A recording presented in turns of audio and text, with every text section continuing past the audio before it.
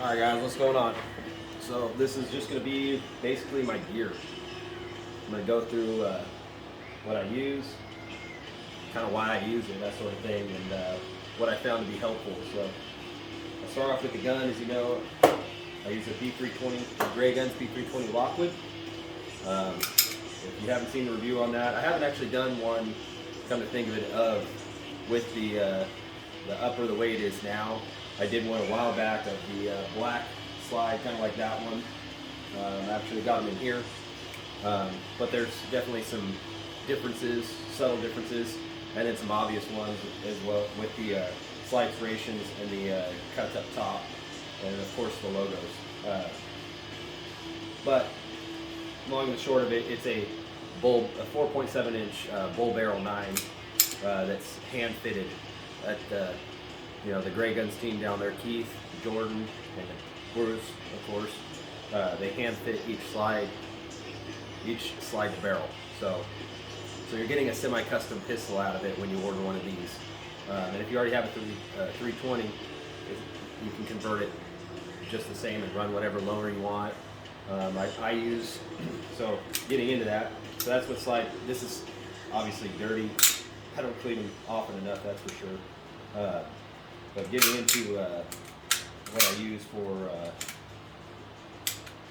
sorry, I have a little hiccup, for the lower, let me finish the upper. So what I use specifically, I don't use the tungsten guide rod, I use the fatty guide rod from Gray Guns as well with this upper.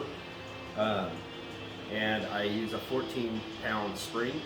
And I use it, well, mainly is consistency, but also the feel of the return that a 14-pound spring has. So I use typically 124 grain bullets at a 134 to 136 power factor. And I do that for the quick cycle rate and consistent return. So when that upper comes back, it doesn't dip lower. It comes back fast, but it stops on target. Versus when I use maybe a 12-pound spring, I'll have a little bit slower impulse, and when it recoils, when it comes back a little bit slower, for some reason it wants to kind of dip my sight down a little bit versus stop. Don't know why. You'd think that the 14-pound makes it hit harder, so it would dip more. I can't explain the physics of it, but I just know what it does when I shoot it. So that's what I found to work. 124 grain bullet, 134 to 136 power factor with a 14-pound spring on the 4.7 inch Lockwood. Works great. My dot never leaves the optic. Of course, I'm running the SIG Romeo Max 3. I was going to get some XLs, but they shipped me more of the Max 3, so I'm still running those. I'm interested to try the XL versus the Max 3 just to see the difference, but I haven't had the opportunity yet. So that's pretty much it. There's more to come on barrel suppliers for the Lockwoods in the future. So just keep an eye out for that, because that's going to be, we're going to be doing, these are great barrels. These are from SIG, the barrels that we've been using. And they've been cut down and crowned by Bruce. But we're going to be getting I don't want to name it yet, but basically we're going to do match grade barrels in all the Lockwoods in the future. So looking forward to that. Down to the lower, so as far as the trigger assembly, what I have them do, I ship my trigger assemblies to them, or I buy guns from them, and they do the trigger kit for me. They basically do a hybrid trigger with a competition trigger kit. So that includes, I think, the sear and the springs. They change up a little bit, and it just makes for a great press. The staging is nice. The brake is pure. It's very solid, and then obviously a less of a reset than stock. So it's exactly what I want to feel, so that I can have consistent trigger pull and brake for better shot placement. So there's really no excuse. It's all me. If I throw a shot and pull it, it's because I anticipated or I did something wrong, because the trigger is just phenomenal. So that's it for the trigger assembly. The lower is basically a Legion lower, so it's a tungsten infused polymer. I do these grips myself with silicon carbide. I tape it off and I put 2-part epoxy on it, and then I use silicon carbide to basically push into it. You know, I sprinkle it on it and then I push into it and make it what it is. But these grips work great. I prefer them over anything else. And then additionally to the lower, so if you see this, well, I don't have one that's not done. This one isn't quite there yet, but got a couple lowers here that aren't quite done. But as you see, we cut off a lot back here. This just file it off and then sand it. So you see that beaver tail, there's not a lot there. This one is in the process of getting done, but it doesn't have near as much taken off. The back of the beaver tail is shortened, and then also flattened, as you see in this one. If you can see the difference there. The difference is this one hasn't been taken back quite as far for where my thumb lands, my thumb joint here.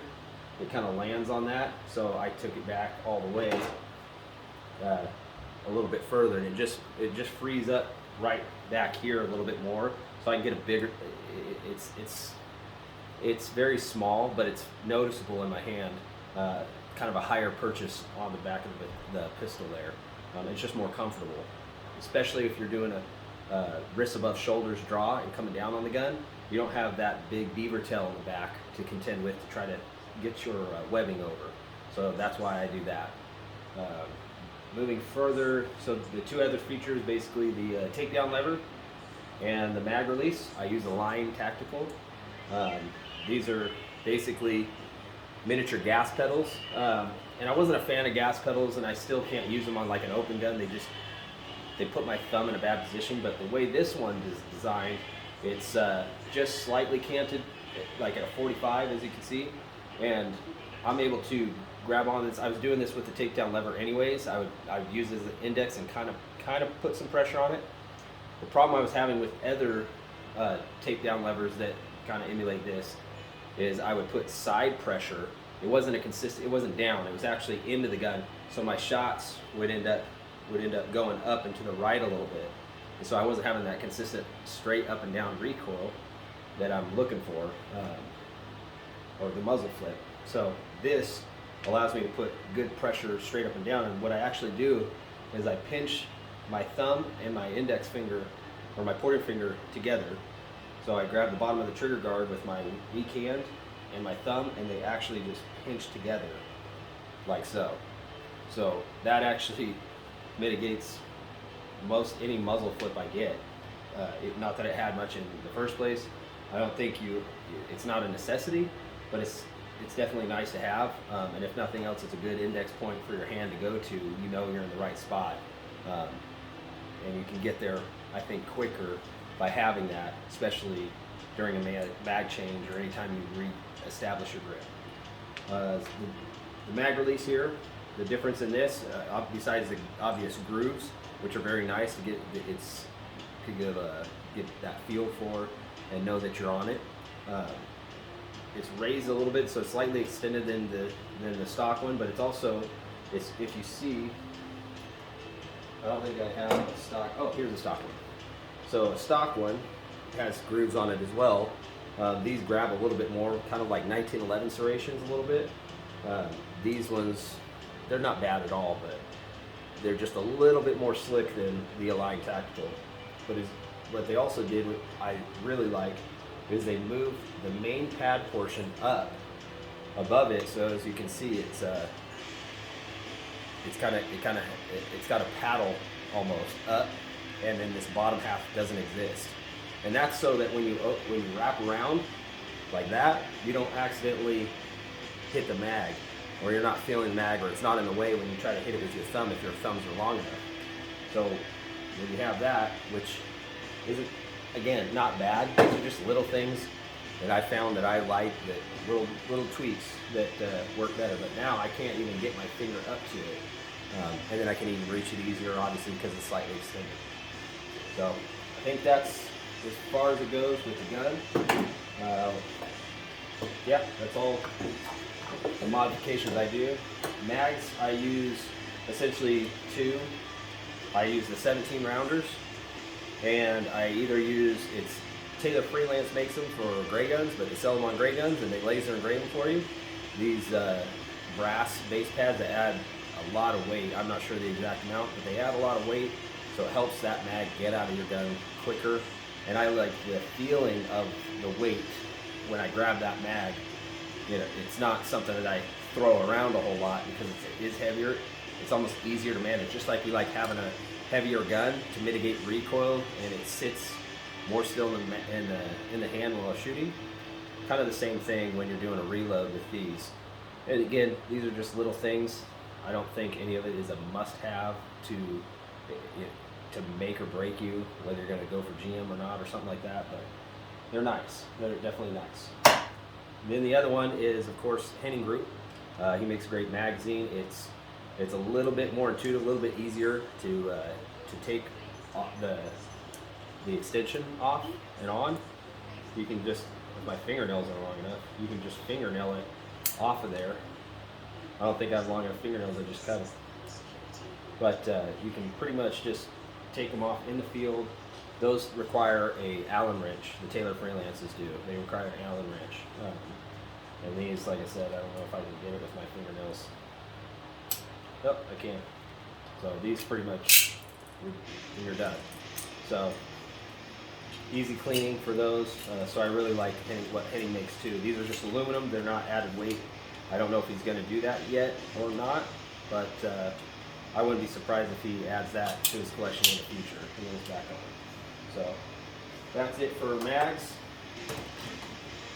Going to the belt, I use a double alpha belt, and what I found is the double alpha inner belts are a little weak as far as they're not. The outer belt is great because it's very stiff, but the inner belt, I actually like the Shooter Connections inner belt. They're more rigid, and they just have a better Velcro. They seem to last longer. I've had this thing for a long time, and you can see it's used, but it's not even worn down yet. So if Double Alpha's watching, just make it a little better inner belt, make it a little more stiff, and I would definitely use that.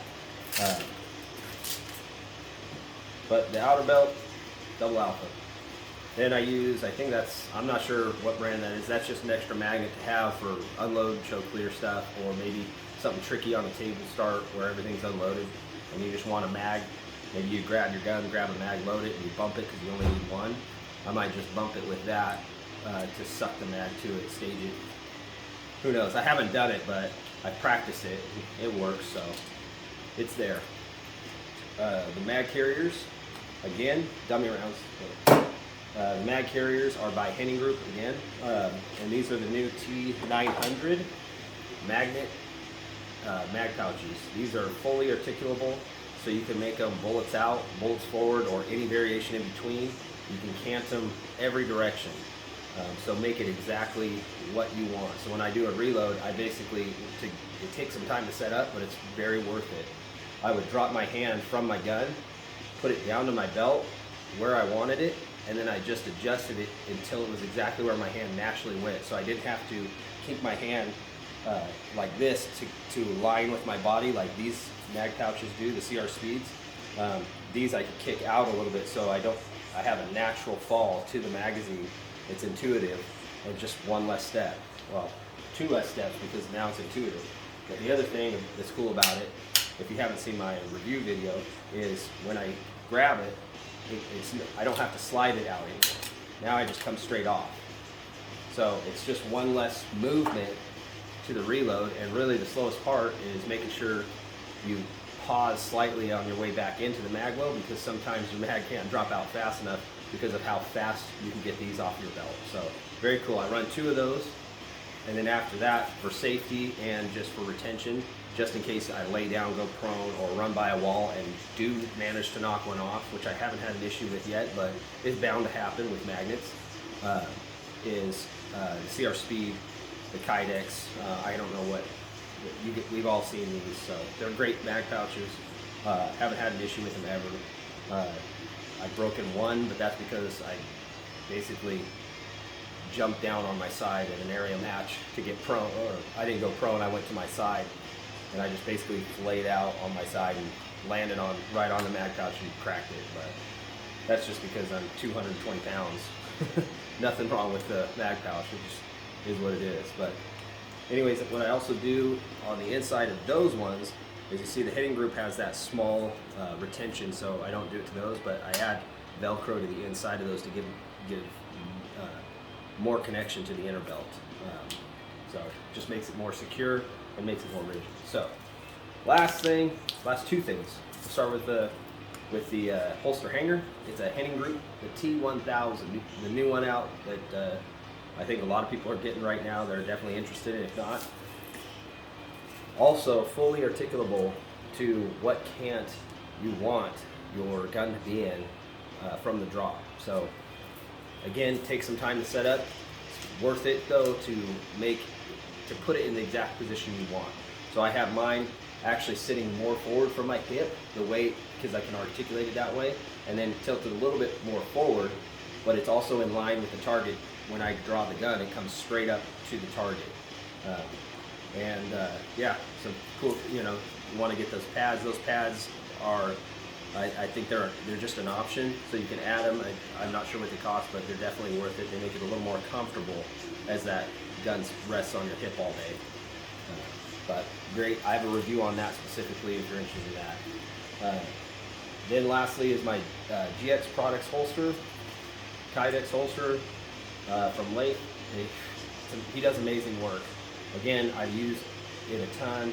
I dry fire a lot, and he just makes a quality product. I would say he's the best quality Kydex holster maker on the market. You're gonna wait, rightfully so, you're gonna wait some time to get it, because I think he's a one-man show right now, and he just, he puts his heart and soul into these things, and it shows. So obviously I got my logo on there. I've got the retention for it, so that when you're walking around, you can lock it in, and that gun won't fall out. You can turn it upside down, and you can adjust the setting as well. But then when you're ready to make ready, unlock it, and you're good to go. And it's got good solid, like a click-in retention. I've had some other holsters in the past that they kind of just set in there, or they don't feel like they lock. They just kind of float, or sometimes they lock too much, and you have to kind of sand I've got 3 of those. I've had 3 of us so far. Here's another one with another T1000 ready to go. And I've used this one as well, and they're very consistent, very good quality. So let's see. I think that's it for gear. I'll just there's some other little things that I can't think of right now that I might do that I'll have to go over another time, but I've done it. I've been asked for a little equipment check sort of thing, and what I use and why, and that sort of thing, and there it is. So hopefully this helps you. If you're interested in any of these products, check them out. I only use what I believe in. Let's just put it that way. So I do have another mag pouch provider coming soon. So I'll announce that later, but I'll probably be going away from CR Speeds and using them soon, especially for nationals coming up. So it's a mag pouch. They're just good quality, and they also use the hangers for their mag pouches. So I probably won't get the fully articulable one. There's a different one that it's coming out with that's going to be set up more for the Kydex style mag pouches. But that's coming in the future, and I'll let you check it out when I get it. So anyways, if there's any questions you have, let me know. But that's my equipment. That's what I use for all my competition stuff. All right, guys. I'll see you on the next one. Thanks.